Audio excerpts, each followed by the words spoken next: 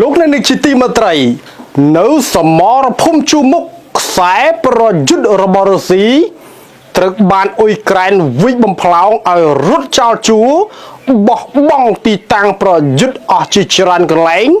ជាពិសេសទីប្រជុំជនចំណុចសំខាន់ខ្សែប្រយុទ្ធជួរមុខរុស្ស៊ីដួលរលំនៅក្នុងការវិដ៏ឆាប់រហ័សរបស់អ៊ុយក្រែនអេវ៉ាំង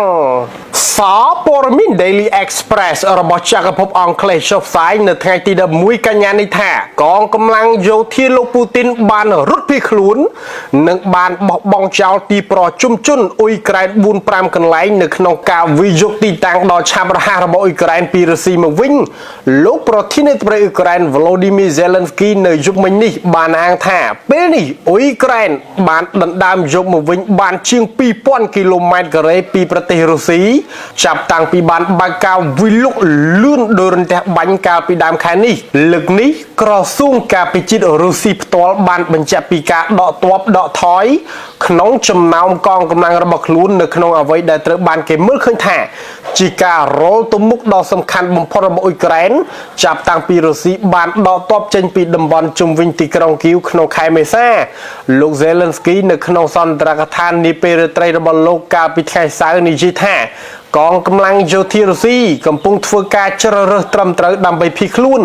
លោកនិយាយថាកងទ័ពរបស់រុស្ស៊ីកំពុងបង្ហាញពីភាពល្អបំផុតរបស់ខ្លួនបង្ហាញពីខ្នងរបស់វាហើយវាជាជម្រើសដ៏ល្អសម្រាប់ពួកគេដើម្បីរត់ចេញគ្មានកន្លែងសម្រាប់អ្នកកាន់កាប់នៅអ៊ុយក្រែននោះទេ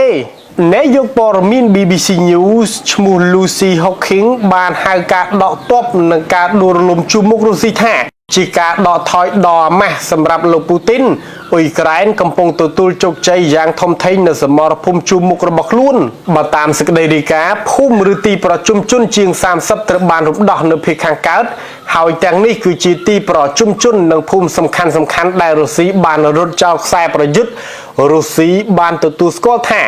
កងទ័ពរបស់ពួកគេបានបោះបង់ចោលទីក្រុងអ៊ីស្យូមដែលប្រតិបត្តិការមជ្ឈមណ្ឌលយោធាដ៏មានសារៈសំខាន់សម្រាប់ទីក្រុងមូស្គូសមាជិកសភាអ៊ុយក្រែនលោក Alexei Goncharenko បាននិយាយថាអ៊ីស្យូមត្រូវបានរំដោះនៅក្នុងរយៈពេលកន្លះថ្ងៃ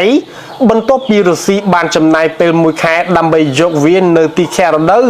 អ៊ីស្យូមត្រូវបានកងកម្លាំងយោធារុស្ស៊ីប្រើជាកន្លែងបើកការវាយប្រហារនៅតំបន់ Donetsk បើតាមរូបភាពគេឃើញមនុស្សចេញតាមដងផ្លូវទាំងតំបន់នេះស្វាគមន៍ទាហានអ៊ុយក្រែនដោយការអោបថើបអួលដើមកពលរដ្ឋជាច្រើនអួលដើមកយំខ្សឹបខ្សួលដោយចង់ប្រាប់ថាពួកគេវេទនាចិត្តអស់រយៈពេលជាយូរមកហើយរងចាំថ្ងៃល្អមកដល់ដែលវរៈបរោះរបស់ពួកគេចូលមករំដោះបណ្ដាញ Telegram គ្រប់គ្រងរុស្ស៊ីបាននិយាយពីភាពអស់សង្ឃឹមនៅក្នុងសមរភូមិជួរមុខដោយខ្វះកងទ័ពនិងបរិក្ខារយោធាតំបន់ជាច្រើនដែលកាន់កាប់ដោយរុស្ស៊ីកំពុងរងទុក្ខយ៉ាងខ្លាំងក្លាបាក់ទឹកចិត្តខ្លាំងមែនទែនកាលពីថ្ងៃសៅរ៍កងកម្លាំងយោធាអ៊ុយក្រែនបានបញ្ជាក់ថាខ្លួនបានដណ្ដើមយកក្រុងគូពីនស្កជាមជ្ឈមណ្ឌលផ្គត់ផ្គង់ដ៏មានសារៈសំខាន់សម្រាប់កងកម្លាំងយោធារុស្ស៊ីនៅលើបណ្ដាញ Twitter កងកម្លាំងប្រដាប់អាវុធអ៊ុយក្រែននិយាយថាគូពីយ៉ានស្កគឺតែងតែជារបស់អ៊ុយក្រែនបើទោះបីជាយ៉ាងណាក៏ដោយក្រសួងការពិចិត្ររុស្ស៊ីបានព្យាយាមបង្ហាញអំពីភាពត្រឹមត្រូវនៃការដកទ័ពនេះដោយអាងថាការដួលរលំនៃជួរមុខនឹងអនុញ្ញាតឲ្យរុស្ស៊ីផ្គុំកម្លាំងឡើងវិញក្រសួងក៏បានបញ្ជាក់ពីការដកទ័ពចេញពីទីក្រុងសំខាន់ទី3គឺទីក្រុងបាឡាក់លីយ៉ាមុននេះក្រសួងការពិចិត្រអង់គ្លេសនិយាយថាកងកម្លាំងយោធារុស្ស៊ីទំនងជាភ្ញាក់ផ្អើលដោយការវិលុកដ៏ធំរបស់អ៊ុយក្រែនអ្នករាយការណ៍របស់សារព័ត៌មាន Kyiv Independent លោក Ilya Ponomarenko បាននិយាយថា